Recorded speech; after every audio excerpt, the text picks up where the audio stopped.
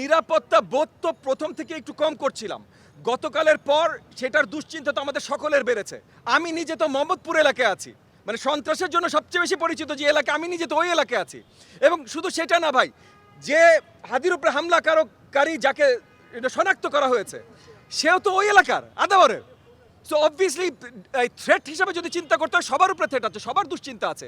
তো এই দুশ্চিন্তা, ঠিক আছে, আমরা কেয়ারফুল থাকতে চেষ্টা করব, আমরা আমাদের সাপোর্টারদেরকে আরও সাথে রাখতে চেষ্টা করবো, অনেক কিছু করতে চেষ্টা করব, কিন্তু আলটিমেটলি আইন শৃঙ্খলার দায়িত্ব আছে তো ভাই।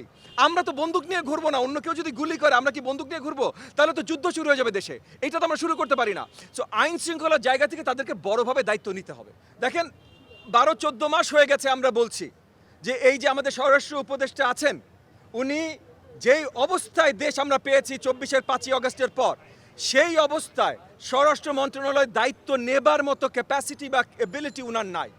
উনাকে ছোট করছি না বা ওনাকে নিন্দা জানাচ্ছি না, কিন্তু যেটা নাই সেটা নাই ভাই। এটা 12-14 মাস ধরে বলে আসছি আমরা সরকারকে, তারা শুনে নাই। আজকে হাদির উপরে যে আক্রমণটা হয়েছে, এর থেকে মর্মান্তিক খুব কম জিনিস হতে পারে, কিন্তু গত 12-14 মাসে এর মর্মান্তিক আরও কিছু হয় নাই তা তো না, এটা নতুন না তো।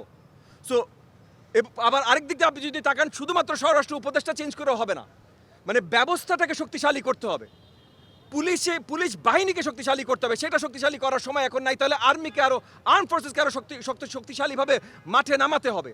কারণ এখন আমরা নির্বাচনী সময় চলে আসছি, কিন্তু তফসিল ঘোষণা হয়ে গেছে।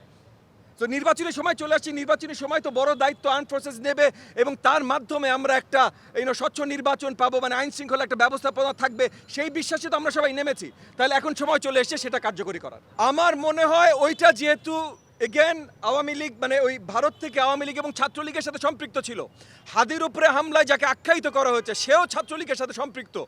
আমি একেবারেই অবাক হব না যদি পুরো একই সূত্রে গাঁথা থাকে, এবং যেটা আমি নিজেও মনে করছি, যেটা শুধুমাত্র হাদির উপরে হামলা না, বাইরের আগেরটা আরও হালকা, যে আমি বেঁচে গেছি, বাট শুধুমাত্র আমার উপরে হামলা ছিল না, এটা তাদের পরিকল্পিত হয়তো বড় একটা প্ল্যানের অংশ, যেন আগামী নির্বাচনটা বানচাল করে দেওয়া যেতে পারে।